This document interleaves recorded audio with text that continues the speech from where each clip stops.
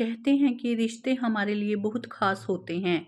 सोचिए यही रिश्तेदारी अगर किसी विशेष लोगों से कर ली जाए तो हमारे लिए कितने फायदेमंद साबित हो सकते हैं। नमस्ते दोस्तों, कहिए कैसे हैं आप? उम्मीद करती हूँ सभी खुशी से होंगे और सभी स्वस्थ होंगे। अनमोल एहसास से मैं हूँ आपकी दोस्त दीपिका और आज फिर सुनाती हूँ आपको एक छोटी सी कहानी। ये कहानी है एक मास्टर जी की जो कोई खास अमीर नहीं थे। छोटी सी नौकरी करके अपना गुजारा किया करते थे। तो एक बार इन्होंने 500 रुपये का एक नोट अपने शहर की एक दुकान पे विश्वास करके जमा करा दिया और उसे कहा कि मैं ये जब मेरी बेटे की शादी होगी तब तुमसे ले लूँगा, क्योंकि दोनों में आपस में खूब दोस्ती थी और खूब विश्वास था। उस दुकानदार ने भी विश्वास दिलाया कि ठीक है, मैं ये नोट अपने पास रखता हूँ 500 का, इस पर ब्याज लगाता रहूँगा, जब तुम्हें ज़रूरत होगी तब तुम मुझसे ले जाना। तो 10-15 साल बीत गए और बेटी के विवाह का समय आ गया। तब मास्टर जी ने उससे अपना वो रुपए मांगे तो दुकानदार मुकर गया। उसने कहा कि मेरे पास कोई ऐसी लिखा पढ़ी नहीं है कि तुमने मुझे 500 रुपये कभी दिए थे। अब वो मास्टर जी बहुत परेशान हुए क्योंकि उनके लिए वो रकम बहुत बड़ी थी और बेटे की शादी में ज़रूरतमंद भी थी। तब वो मास्टर जी राजा के पास गए और उनसे उस दुकानदार की शिकायत की कि मेरे 500 रुपये ऐसे उसने रख लिए हैं और उसका ब्याज भी नहीं दे रहा। तब राजा ने भी वही बात कही कि क्या तुम्हारे पास कोई लिखा पढ़ी है?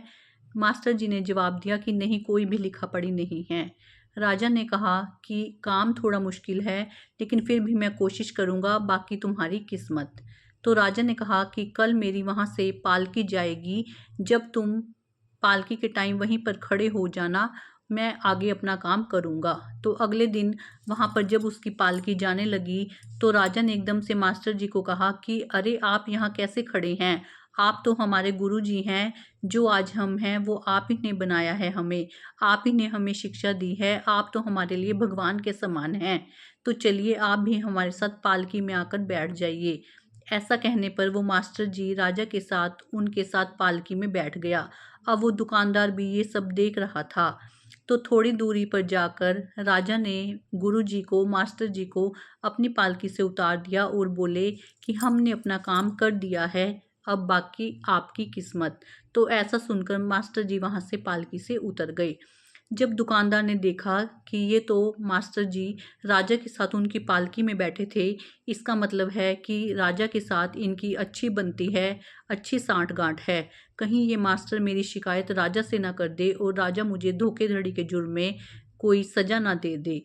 तब उसने अपने मुनीम को कहा कि जाओ और जाकर मास्टर जी को बुला कर लाओ। मुनीम गया और मास्टर जी को बुला कर ले आया। तो उस दुकानदार ने कहा कि काफ़ी मेहनत करने के बाद 10-15 सालों पुराना रिकॉर्ड मुझे मिला, जिसमें लिखा था कि हाँ जी, मास्टर ने 500 रुपये जमा कराए थे। तो लीजिए अपने 500 रुपये। 15 सालों का ब्याज इस पर 12,000 रुपये हो गया है और आपकी बेटी मेरी बेटी है, इसलिए 1,000 रुपये मेरी तरफ से भी ले लीजिए। तो इस प्रकार दुकानदार ने 13,500 रुपये उस मास्टर जी को दे दिए। तो इस प्रकार से उसने अपना कार्य किया। तो दोस्तों, कहानी छोटी सी है, लेकिन इससे हमें ये सीख मिलती है कि अगर राजा से दोस्ती होने पर या राजा से साठ-गांठ होने पर हमारा इतना काम हो सकता है, तो ये सोचिए कि यदि यही जान पहचान हमारी उस परमात्मा से हो जाए, उस संसार के राजा से हो जाए, तो हमारा कौन सा काम इम्पॉसिबल होगा। अगर हम उससे अपनी रिश्तेदारी कर लें, अपने प्रभु में अपना ध्यान लगा दें, तो कोई भी काम असंभव नहीं है। बस कमी हम में है कि हम सारे संसार से रिश्तेदारी निभाना चाहते हैं, सारे संसार का चाहते हैं कि कोई हमारी बात का बुरा ना मान जाए कि हम उन्हें टाइम नहीं दे पा रहे।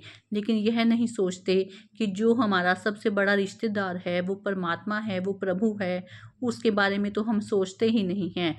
उसे तो दिन का थोड़ा-सा भी टाइम नहीं देते, उसके साथ तो कोई भी रिश्ता नहीं निभाते। तो दोस्तों, दिन का कुछ टाइम अपने प्रभु के नाम ज़रूर समर्पित कीजिए। उस प्रभु से ही हमारे जीवन में रोशनी है। अगर वो प्रभु चाहे तो हम कहीं के कहीं पहुंच सकते हैं। उस प्रभु की कृपा से हमारा कोई भी काम नहीं रुकता। उसका शुक्राना करना सीखिए। दिन में जितना भी टाइम मिले, ये नहीं कि अपने काम छोड़कर हम पूजा पाठ करने बैठ जाएं, लेकिन फिर भी कुछ भी टाइम मिले, जिस भी टाइम हम फ्री हों, हम उस परमात्मा का नाम ले सकते हैं। सबसे बड़ा रिश्तेदार हमारा प्रभु ही है, ये बात हमें हमेशा ध्यान रखनी है। चलिए दोस्तों, मिलूंगी आपसे नई कहानी के साथ। तब तक के लिए मुस्कुराते रहिए ऐसे, एक प्रफुल्लित सा पुष्प हो जैसे। Stay happy, stay blessed, stay beautiful.